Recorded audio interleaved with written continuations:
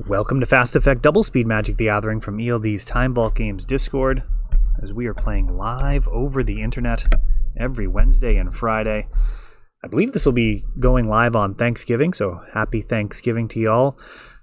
Matt on Dead Guy Ale leading out with a Swamp and a Thoughtseize, and Arthur's got a fistful of cards that could only be explained as lands, and he has Mana Bond. A very dangerous card. Let him dump his entire hand into the battlefield. Let's see what Matt goes with. He will, in fact, take the Mana Bond. That is a terrifying card for lands, sometimes enabling like 7 lands to enter the battlefield. Potentially getting a turn 2 win. We've got Mox Diamond, pitching Mazavith, and a Rishadenport, which is going to slow things down during the upkeep. That land going to be tapped. Not quite the same as destroying it like with a Wasteland or another format Strip Mine. However, you do get to keep your Rishadenport to use later for other things. You can also choose other colors. Here is going to be black and white. Prismatic Vista. Finding Mother of Runes. Dead Guy. We'll see how much it shares of its DNA with Death and Taxes. If it's going to be more kind of like the original Dead Guy Ale from like that first Legacy GP. But whatever the configuration, it is likely going to have a tough time versus Punishing Fire, as that takes out Mother of Runes. And if that can come back, it will easily take out Tidehollow Sculler as well. Looks like a Life from the Loam from the Showcase. Not the Showcase, the Secret Lair. And Wasteland, setting Arthur back. Now he's got a Thespian stage online. And I am not sure which vortex this is. Let's see if I can figure that out. I believe it's Valakut Exploration. Dark Confidant for Matt now, going to threaten to start to get some more cards into his hand, increasing the clock. We got a couple of damage coming in. Thespian stage. Valakut Exploration, exiling Mox Diamond. Arthur going to be playing that, rather than get the damage out of it. You can either play it, use it, or lose it. Goes to the graveyard, does some damage. Or you get the added mana, and here we've got a Blast Zone, which is going to be able to take out both Dark Confidant and Tidehollow Sculler.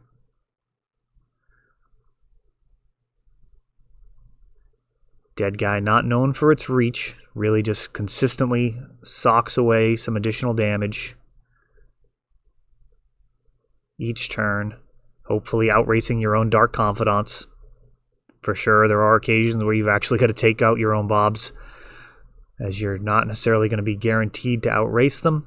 Older builds used to run Vindicate, for example, and it looks like we're going to see Arthur take the hit one more time, just to ensure that he actually gets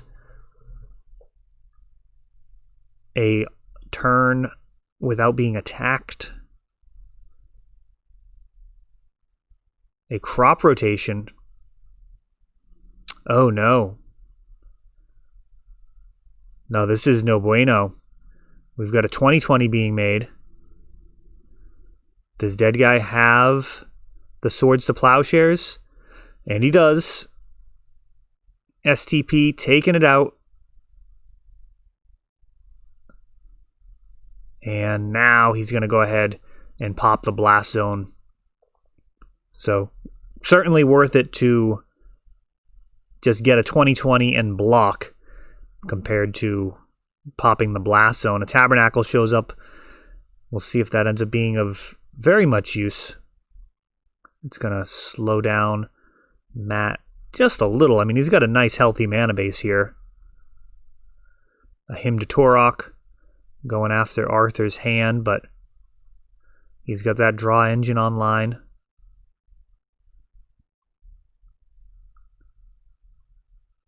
And actually, life from the loam now is going to be able to just reassemble this combo. It's going to be a little slow. It's only going to be able to play one land per turn for now, but we'll see what these landfall triggers create. And it is a... Is that a gamble? I believe it is.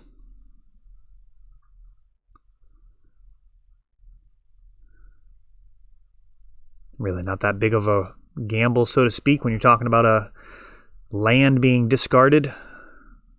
You're already using that life from the loam.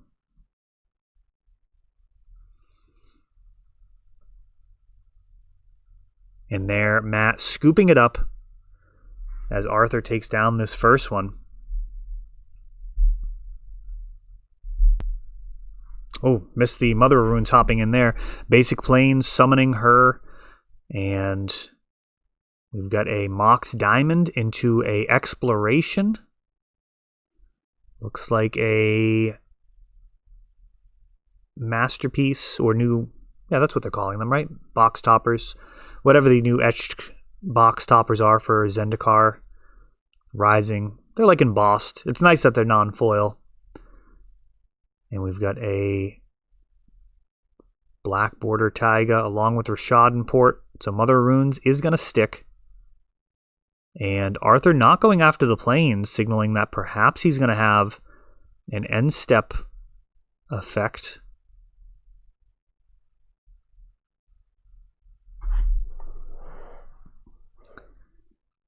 Tidehollow Scholar.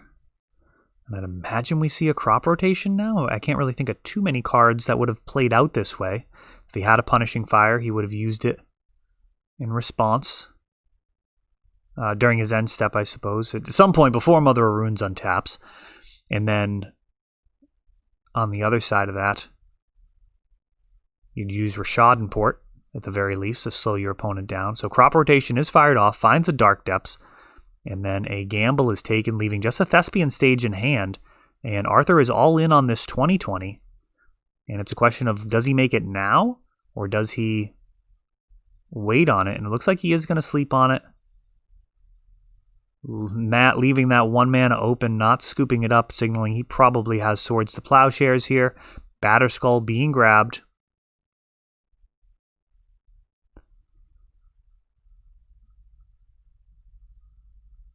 I mean, he's going to play it that way either way.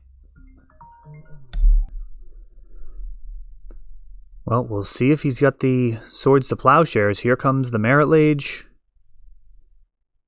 And there's the Swords. That is going to take that out. Gaining 20 life is quite a lot, but with the incoming Batterskull, that can erode pretty quickly. So let's first start by taking out this Tidehollow Scholar. Does he have more burn? No. Oh, this is not gonna go well. Mother of Runes tapping down. So I think perhaps Arthur a little flustered there. Not ideal. The Punishing Fire kind of thrown away as Mother of Runes easily able to protect the Tidehollow Scholar. What you can do with Punishing Fire is during the end step, fire it off, and then untap, play a Grove of the Burn Willows to get it back, and then be in very good shape. As you'll then be able to clear the Mother of Runes and then eventually the rest of the creatures. Now, Batterskull would still be a pretty big problem, but you do have 20 extra life to be able to draw into a solution.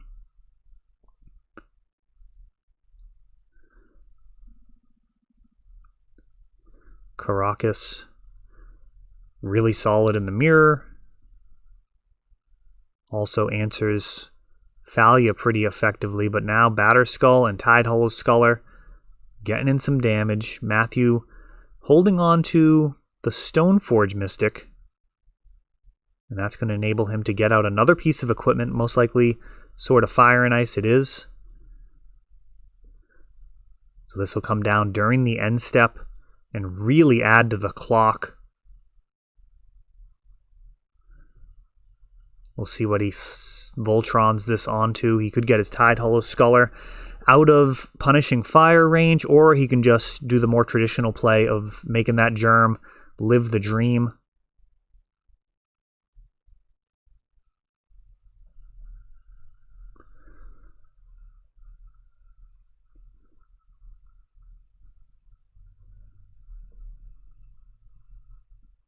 Boy, I did not follow what just happened to the Stoneforge Mystics and the Mother of Runes.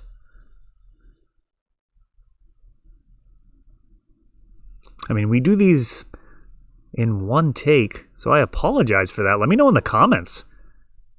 Those just got shifted to the graveyard, and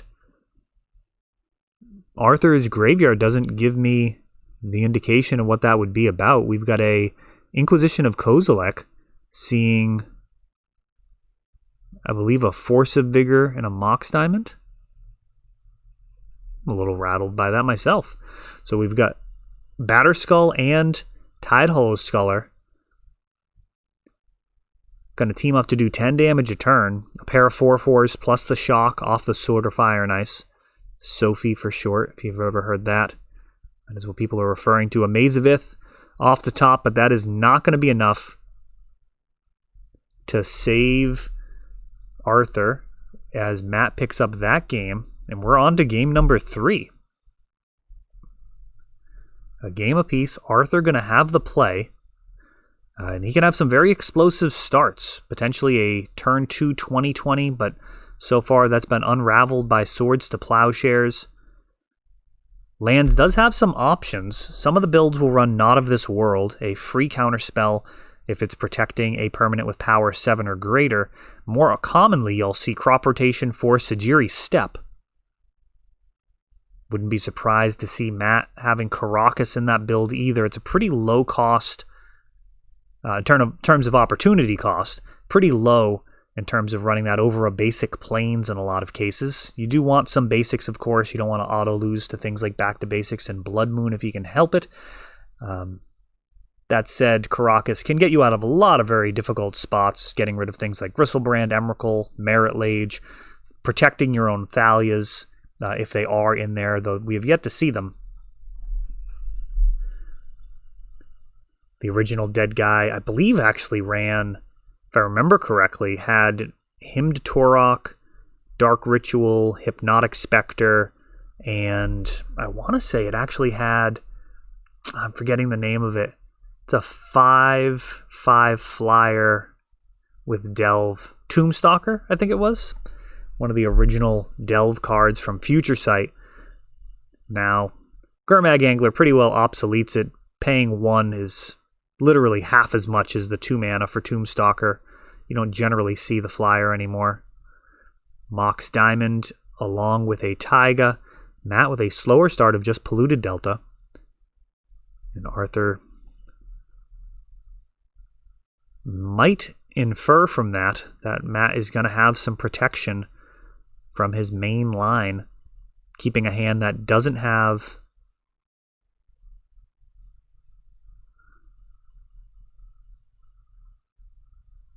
interesting. Interesting fireworks here. We've got a Wasteland targeting Thespian Stage, and then Arthur crop rotates to get it out of there, and then Matt has a Surgical Extraction. So losing those Thespian Stages, pretty significant. That is actually how lands makes a 2020. Now Turbo Depths, on the other hand, might have, Vampire Hexmage as a very easy replacement to be able to just make a 2020 without much disruption. And I think we got a Grove of the Burn Willows and a Wasteland. Arthur's got some fancy versions of these cards, which I am not as immediately familiar with. The Wasteland, I might have had a few of them so far, but that one sinks in pretty fast. It's really beautiful. Very unique. We've got a Tide Hollow Sculler coming down. Like a mini... I can't really call them a Thought-Knot Seer because they only get the card back. It's not a fresh draw. Rashad and Port.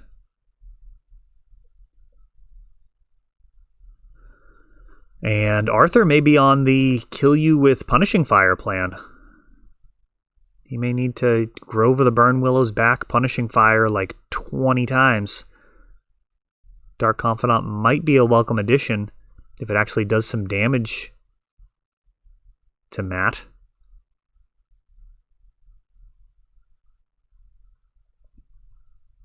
We've got a Gamble, grabbing life from the loam.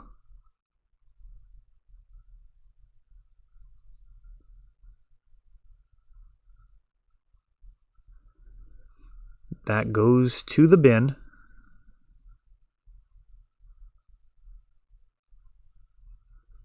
Oh, it looks like he actually had a card in hand. So he had a chance of actually getting the life from the loam in hand. Thought he was just entombing with the gamble. Some lists of lands actually used to run Entomb. Intuition was another card that we've seen over the years, but lands is pretty well solidified into a pretty standard list up until the recent Zendikar Rising. There are definitely some cards that are making an impact. We'll see if they long-term earn their spots. Mox Diamond being tapped along with the Taiga. One land a turn here. Field of the Dead is going to be his win con now. Actually, that is a pretty significant printing as well, giving you another plan B. Or a plan B. I guess that's plan B and Punishing Fire's plan C. Something along those lines. Feel the Dead could line up really well here with life from the loam. A crop rotation looks like it's taken. Oh, and then Tormod's Crypt. All sorts of angles covered there for Matt. If it's in your hand, I'm going to get it with Tide Hollow. If it's in the graveyard, I'm going to go ahead and hit it with this Tormod's. And Arthur is going to really need this Field of the Dead to come online sooner than later. Let's see, 1, 2, 3, 4, 5 different lands right now. 6 damage coming in.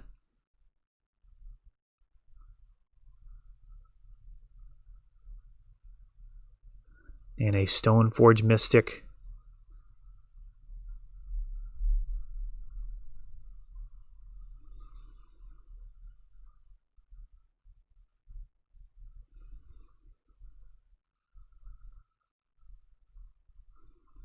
For Sword of Fire and Ice. Though he may have lethal damage just ready to go here. Let's see what he can do. Matt left with no choice, Arthur left with no choice but to scoop it up there as Dead Guy Ale gets there against lands. That is all for this one, but don't worry, there is a lot more. You can check out our older videos, and we're always putting out new videos from ELD's Time Vault Games in Bellingham, Massachusetts. If you want to help the channel, of course, you can like, subscribe, share, tap that notification bell so you can know the next time our new videos come out.